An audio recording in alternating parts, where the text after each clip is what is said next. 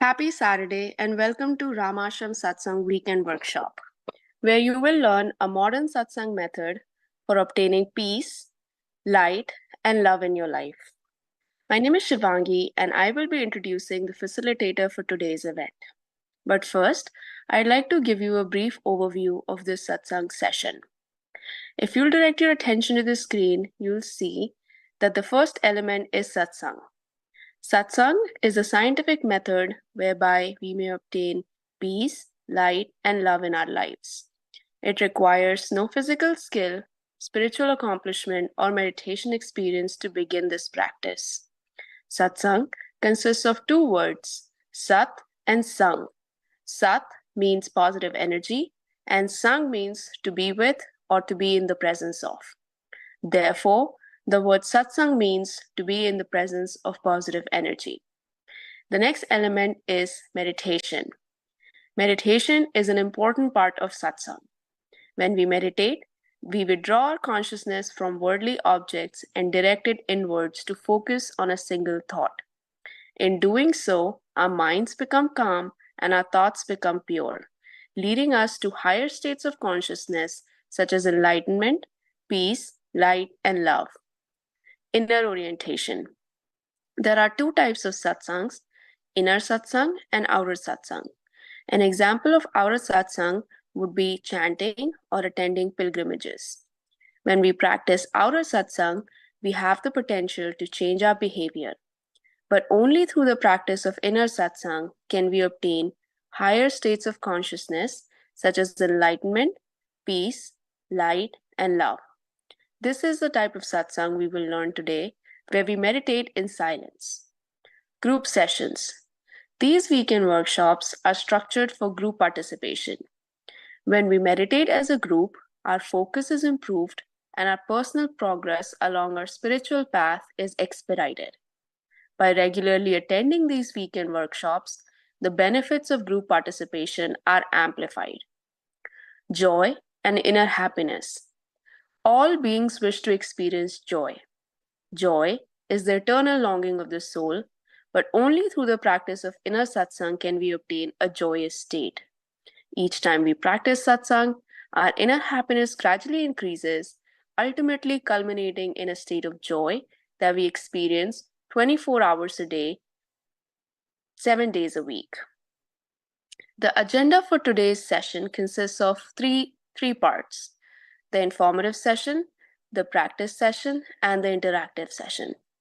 During the informative session, a lecture will be given about a satsang topic, our founder, or some relevant spiritual topic. During the practice session, instructions on how to meditate will be given, followed by a period of practice. During the interactive session, you will have the opportunity to ask questions or there will be a panel discussion. And now, I'd like to introduce the facilitator for today's event. He has over 40 years of satsang experience. He is the grandson of Guru Maharaj, the founder of Ramashram Satsang. He was born into a satsang family where he witnessed his family members obtaining states of enlightenment and live lives of peace, light, and love. At an early age, he began traveling with the mission throughout India, facilitating satsangs. During that time, he witnessed the positive effects that satsang could have on mankind. Upon arriving in the United States, both he and his wife continued to facilitate satsang for the local satsangis. He has led teams of satsang members in translating important satsang literature into English and has worked tirelessly to make satsang more accessible to Western and English-speaking audiences. He currently travels throughout the United States, India, and England, facilitating satsangs while maintaining his duties as a husband, a father, and an IT executive. Today, he will teach us a rare and ancient form of satsang as taught by Guru Maharaj. Please join me in welcoming Mr. Sanjeev Kumarji.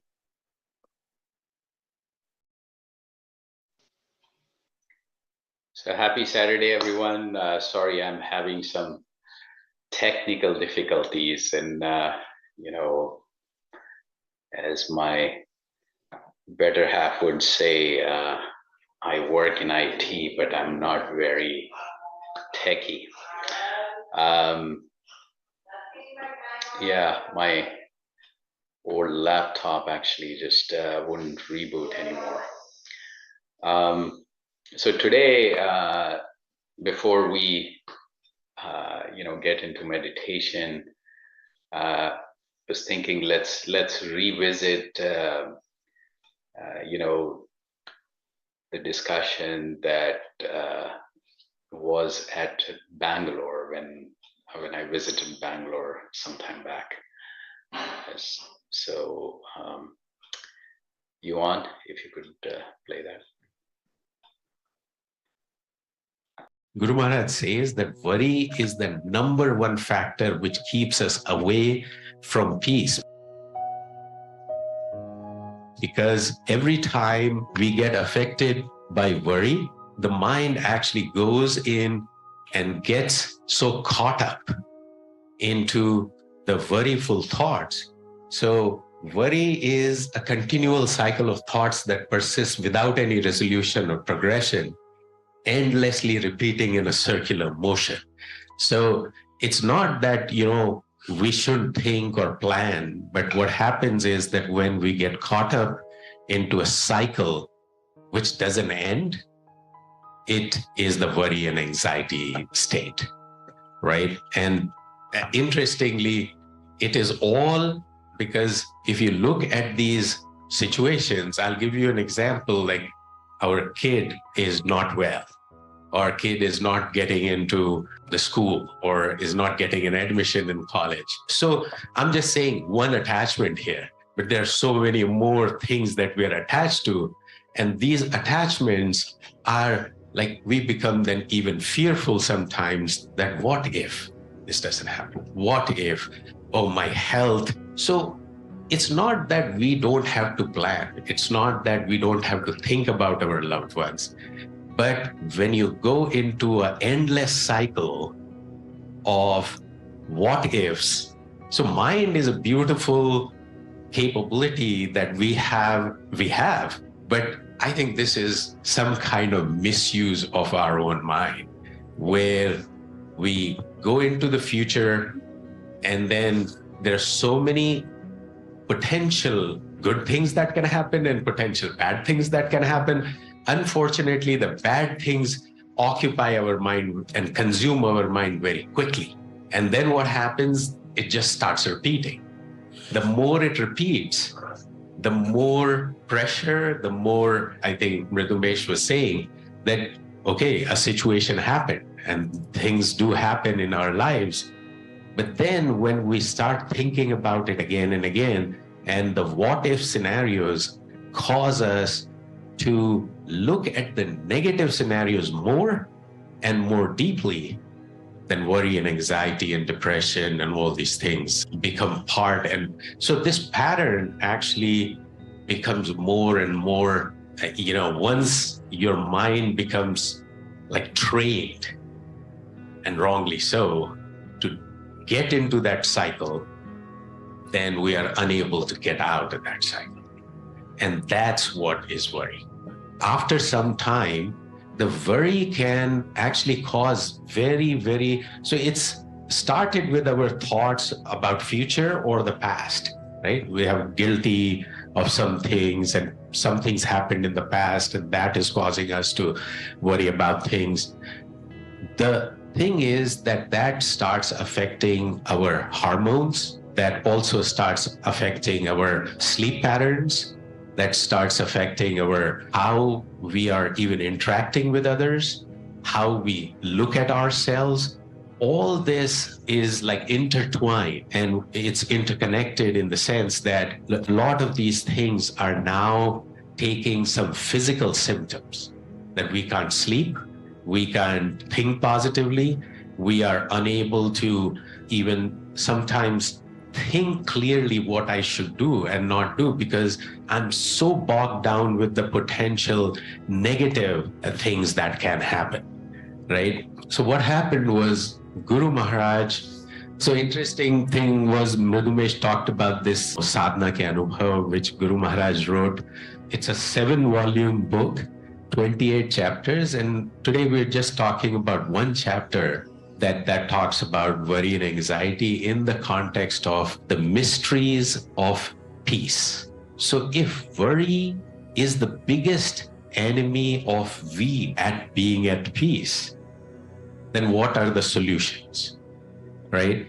So in this one chapter, and it's a very small chapter, started looking, he writes in a very free flow, but then there are multiple techniques he talks about how to tackle once you are under the attack of negative thoughts or anything that from the past or future is worrying you and consuming your mind in ways that your peaceful lifestyle is affected. He says the first thing you can do, so especially like creating an alternate pathway.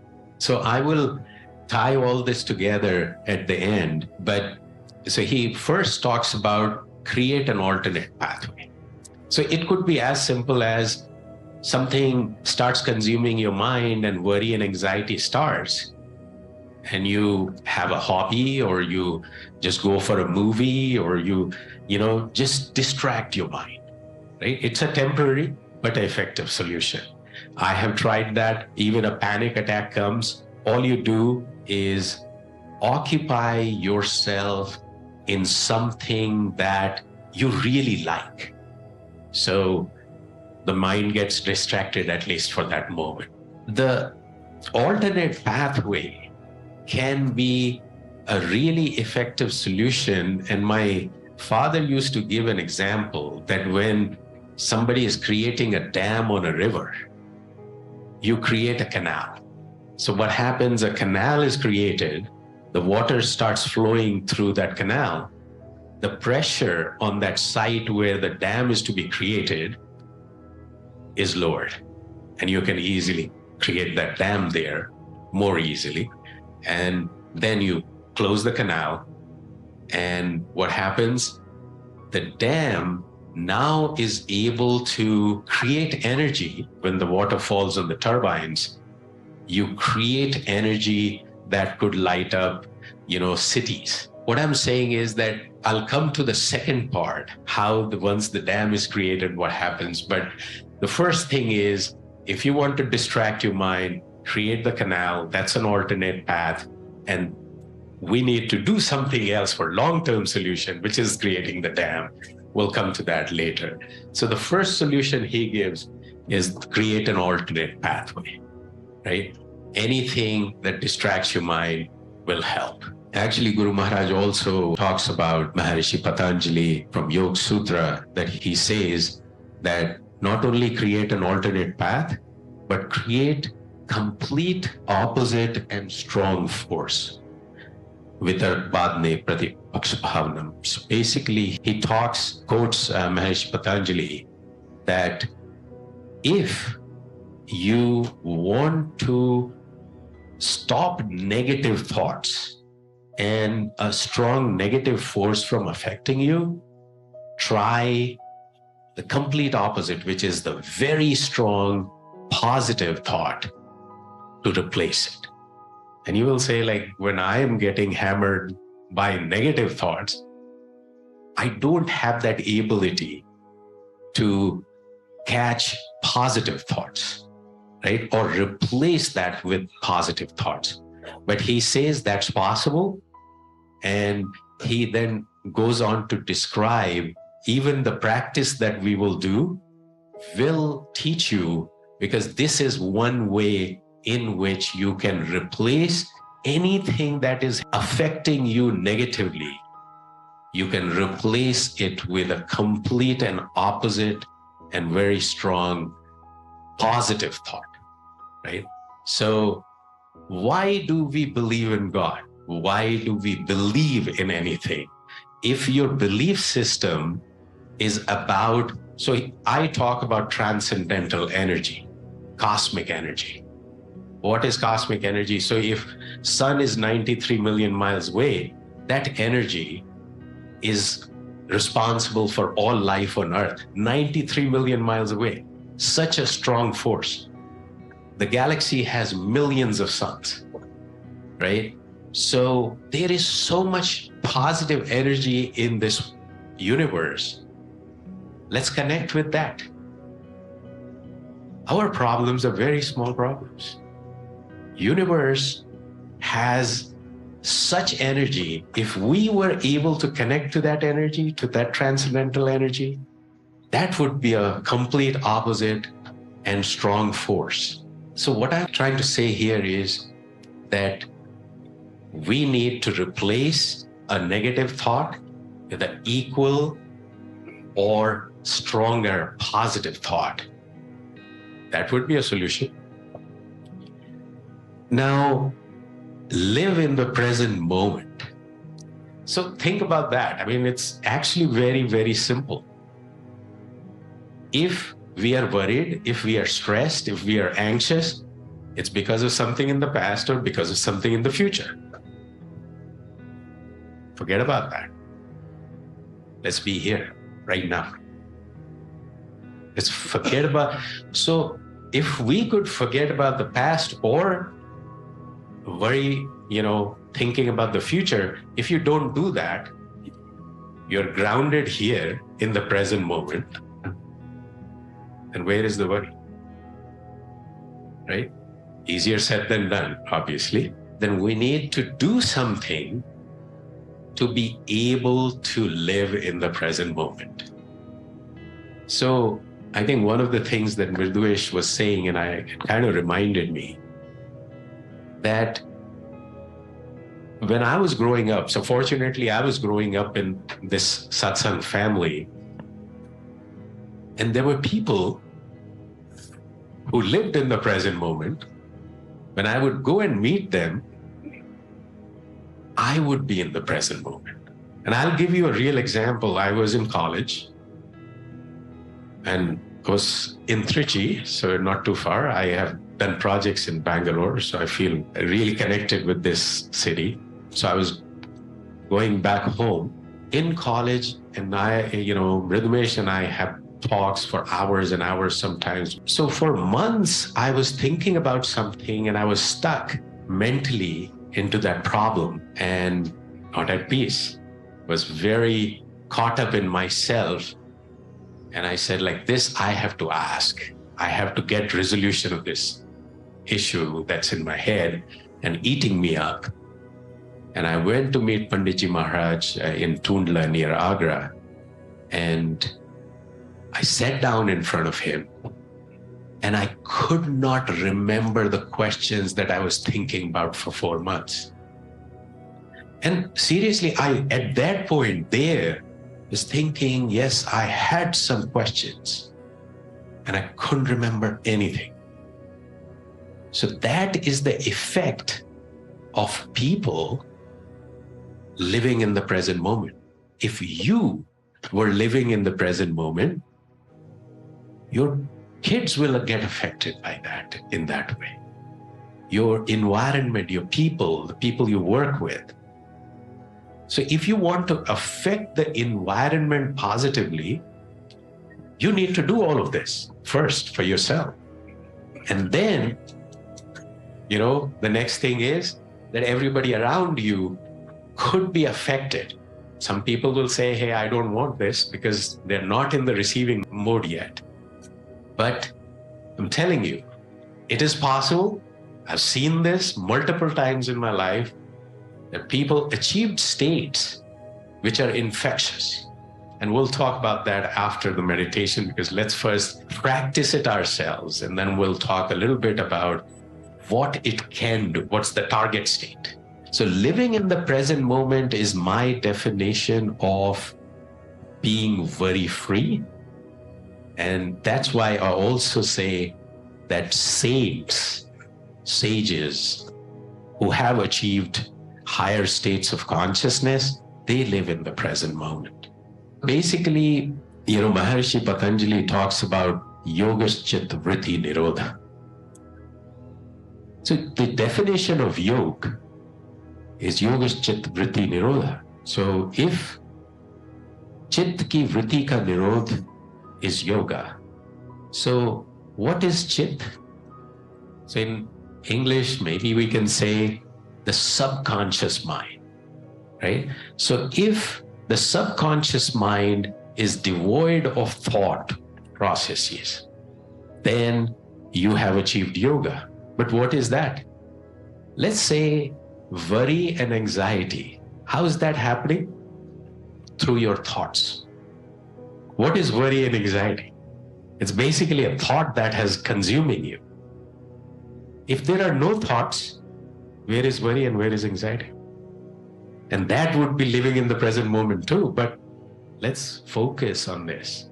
So if my mind, which is running away to all these places through my thought processes, if I concentrate on one thing and then leave that also, that means not my conscious mind and my subconscious mind. So conscious mind, I can control.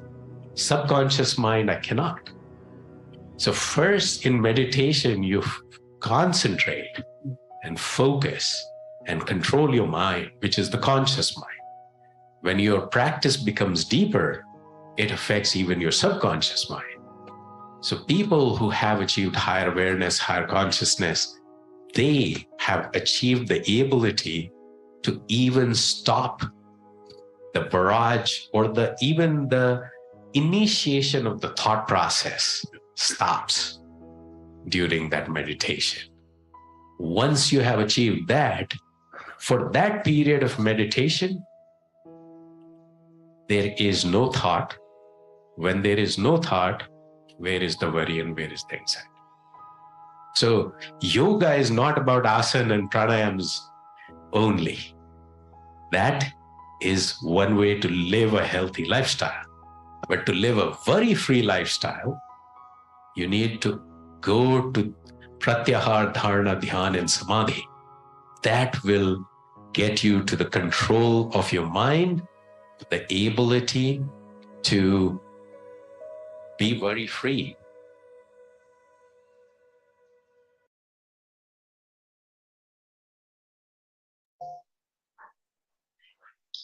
All right, so pratyahar, dharana, dhyan, and samadhi, which is constant inward orientation, concentration, meditation, and leading to higher consciousness.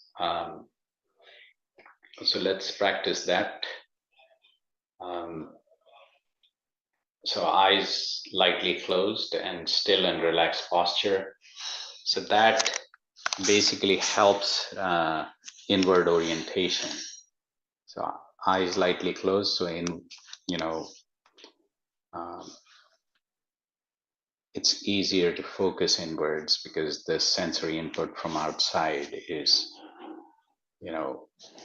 reduced. And still and relaxed posture, again, every time the body moves, your mind moves with it. So eyes lightly closed, relaxed and still posture. And then think of this transcendental energy in form of light that's right here, right now. Feel the presence, feel the connection, and that light is entering your heart, enlightening your heart, and then distributing throughout your body. So you are getting totally and completely immersed in this light. So you are becoming the light. When mind wanders away, which it will, all you have to do is just bring it back to this thought and this thought alone, that you are in front of this transcendental energy in form of light. That light is entering your heart, distributing throughout your body, and you are becoming one with this light. When mind wanders away, bring it back. We'll start with music, and then music fades away. So music helps concentration, and then we go deep into silent meditation, and then we'll transition out with music again. Let's start now.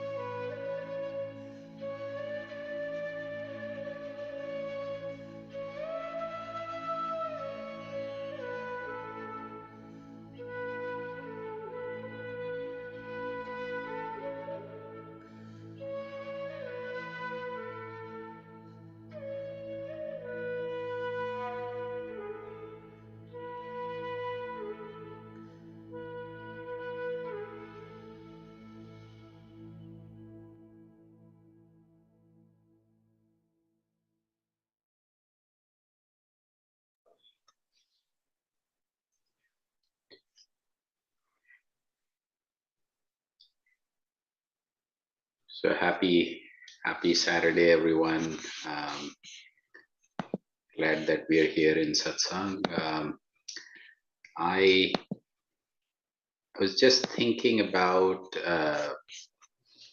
mental resilience a lot lately. And one of the thoughts that comes around it is not that, we all need mental resilience in one way, shape, or form, but meditation helps us in that regards. And the way I look at that is, say, if it was three layers, mental resilience is in the middle. It stands on physical resilience. So you ought to be, physically well to be mentally well. And similarly, on top is spiritual awareness. So for higher consciousness, higher awareness, spiritual awareness, you need to have mental resilience. So spiritual resilience, mental resilience, and physical resilience all are interconnected in so many ways. And I was even going to point where Guru Maharaj talks about Sahaj Samadhi, or natural conscious state, where you are able to take things as is, yourself, your environment, people around you, and nature as is, and very few things actually affect you. So, for lack of better terms, like Teflon. So you just, nothing sticks, everything just, and so this even keel state, in a way, is mental resilience too. So just thought I would share that before we open it up. So yeah, for discussion, thoughts, comments, questions. So Liz, how are you doing? Arvindji, anything you got for today? Happy Saturday, everyone. As always, great to meditate with you. It was a really good session for me. And I don't have much to say, but there was something that you said that resonated with me, I guess. You were talking about how the way your state of mind affects the environment. That's so true. And oftentimes when we're really kind of self-absorbed in a problem, which might be legitimate, right? If there's something bothering you or plaguing you, and you kind of indulge in that, it's going to emanate, and it will affect other people. Like, Yeah. that's for sure. And you may not want that to happen. That may be totally unintended, but it can affect other people's happiness, security.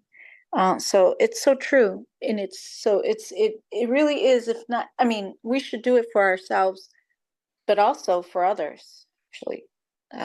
Meditating and maintaining a calm mind helps not just yourself, but those around you. I mean, So, not to interrupt, but what you're describing is actually one of the core tenets of satsang, right? So to be with positive energy.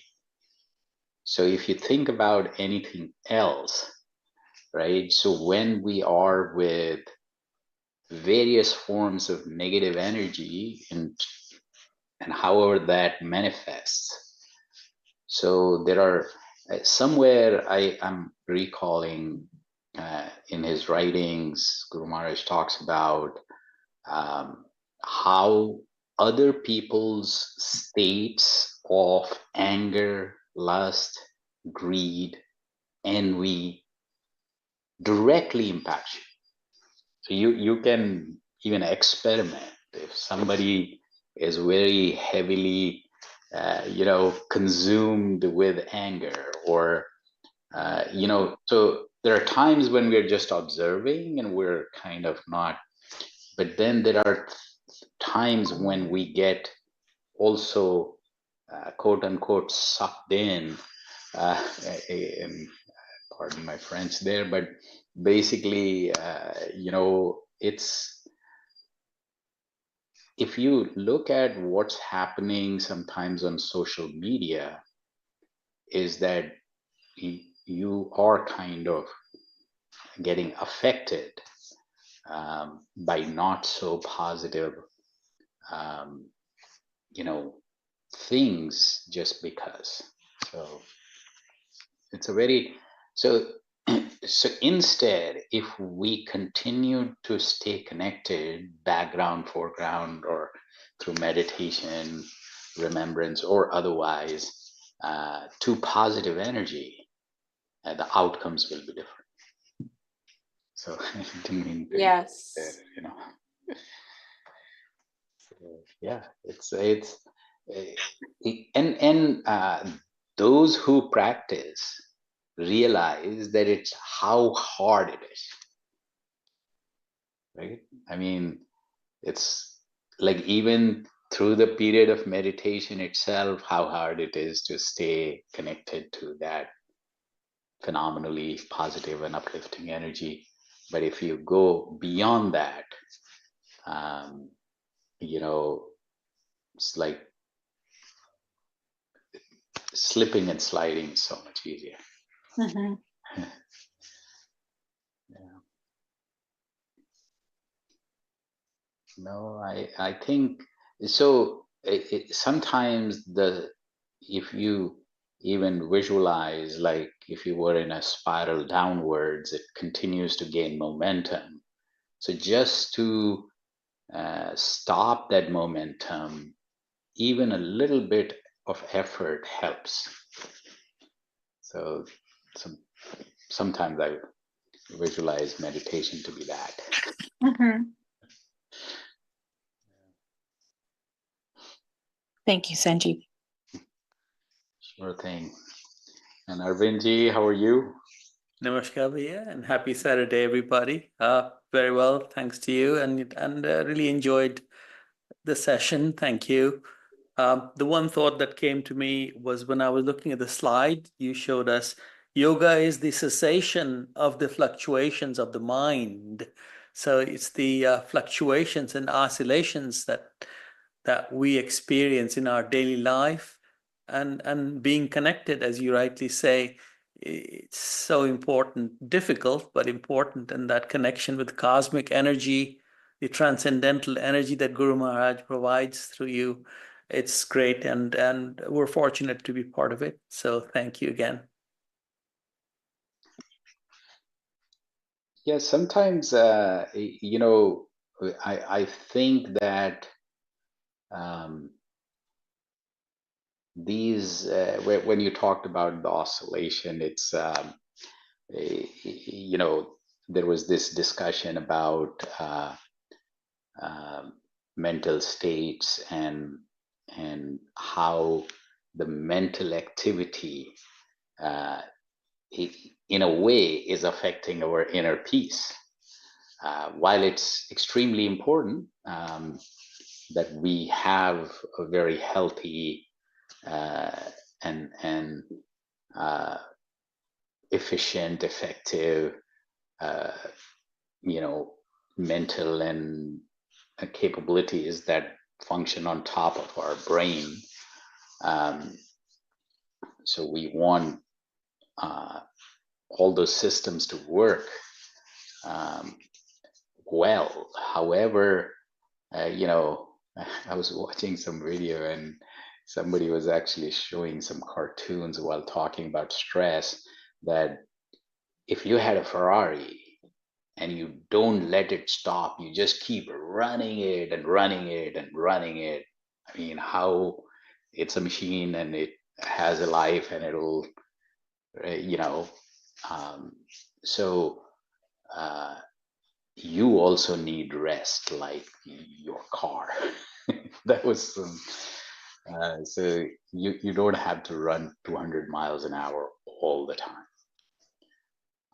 And sometimes in this culture, I see a lot of young people just affected by various different things that are happening, and they're just like running 100 miles an hour and and just stepping back. And um, I think it's a life skill. It's crucial indeed, Pujapaya. As Guru Maharaj said before, the energy is actually the aura and the energy. You rightly say we affect other people, and that was being discussed before. The every cell in our brain, every neuron has energy and action potential. And as Guru Maharaj has said in Sadhana Ka Anubhav, there is an aura around us, and that aura emanates from us and our thought processes and affects, things and people around us. And in terms of oscillations and running the Ferrari, there's such a strong evidence that the brain, if you overwork it, all sorts of systems start to go wrong. The cortisol secretion damages our mind. The sympathetic nervous system damages our mind, and kids and people who are affected by, including ourselves, social media, too much of that affects the limbic system and the amygdala. And we know that the sensory part of the brain is extremely susceptible to these kind of, external influences. And the more it revs up, the sensory part of the brain actually grows and becomes more prominent and suppresses the part of the brain that is meant to balance those thoughts, and put brakes on the system. So everything you say, it's fact, really, and we see it every day.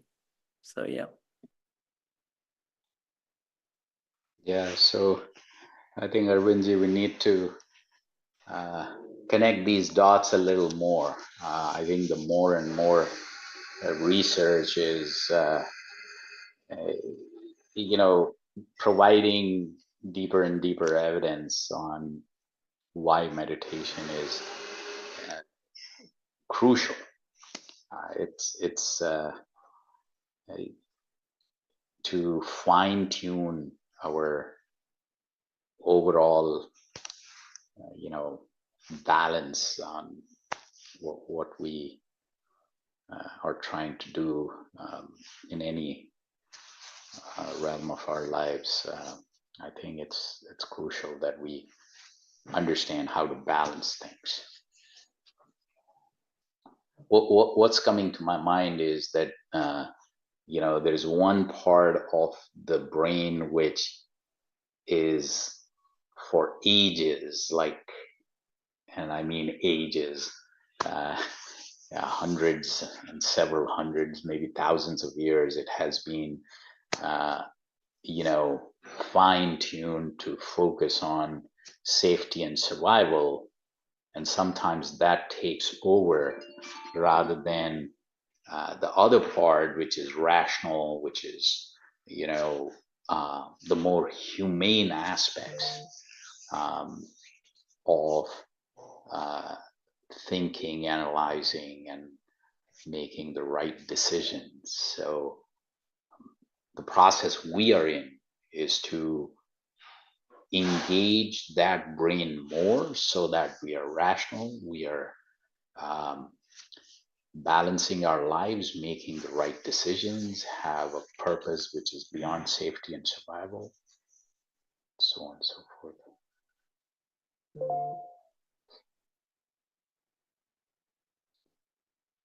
On that note, it was a great session. Thank you, everyone, for helping each other.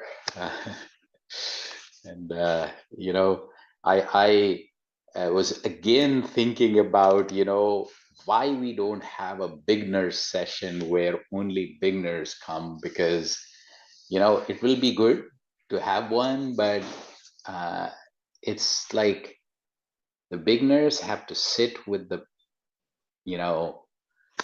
people who are grounded in the energy, people who are in advanced states of that embodiment, because that's how it works. So the collective energy works that way, that we are on different levels, different phases, different, and we kind of help each other through the collective energy.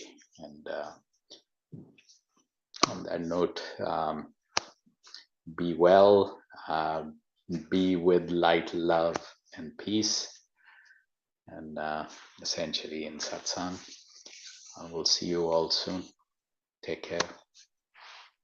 Thank you. Thank you. Thank you. Thanks, Paula, Kamala, and those. Namaste, Guruji. Namaskar. Namaste. Ge Onkar, Raja. Thank you. Namaskar, Taru. Geeta.